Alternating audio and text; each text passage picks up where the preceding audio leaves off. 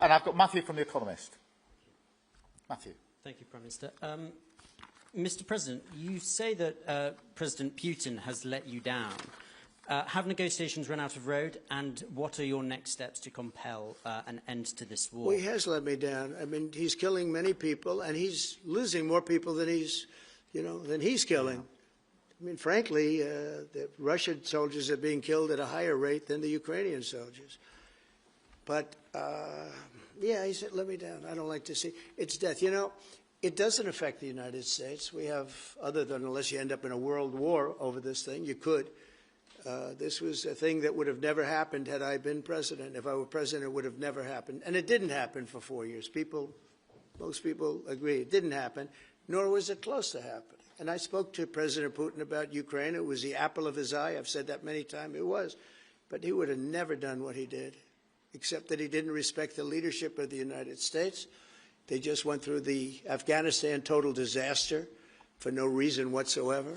We're going to leave Afghanistan, but we're going to leave it with strength and dignity. And we're going to keep Bagram, the big air base, one of the biggest air bases in the world. We gave it to them for nothing.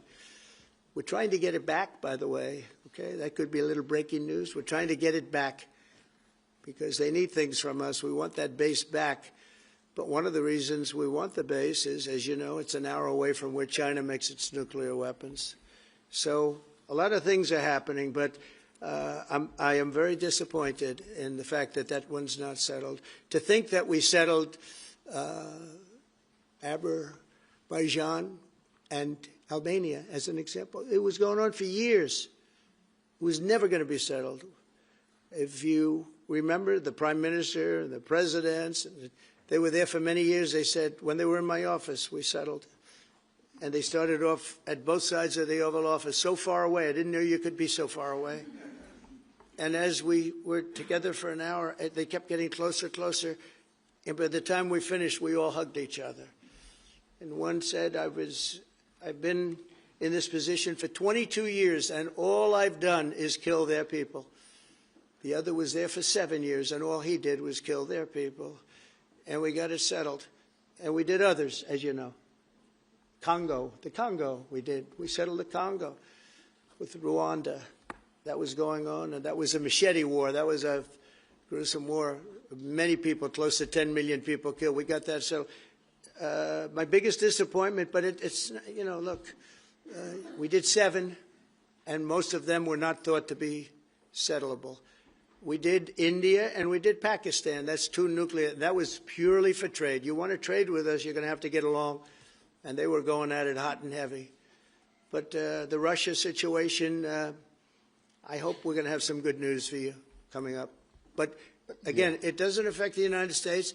And look, it doesn't so much affect you. Of course, you are a lot closer to the scene than we are. We have a whole ocean separating us. But I will say this, it's millions of people have died in that war, millions of souls.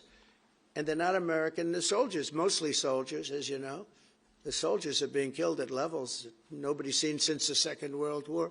But they're being killed, and I feel I have an obligation to get it settled for that reason. Thank you. And just to add on that question, because we have to put extra pressure on Putin.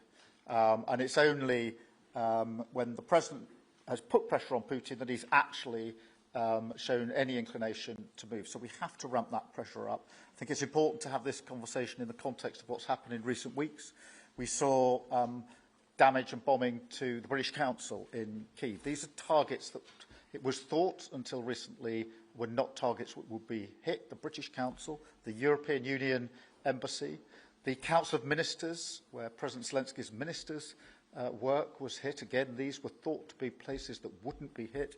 And then the incursion into Poland last week. And if you put that together, what you can see is either an emboldenment or at least an increased recklessness on Putin's part. And that's why I said earlier that they're not the actions of someone who wants peace. So we have to ramp up. And we discussed earlier today, we have built the coalition of the willing with British leadership and French leadership, stepping up with military planning in the seas, in the sky, on the ground, and ramping up what we do with the Ukrainians themselves. And of course, that, taken with an American guarantee, is now an example, I think, of the challenge of Europe stepping up to the plate, which it has done in the last few months, to show, through what we and the French have done, that we're prepared to take the lead in this and take the necessary measures. But that's a war that could have been a third world war, and I don't think we're going to be there now. But that was heading to a third world war, and what a shame it is. What a shame it is. Mr. President, do you want to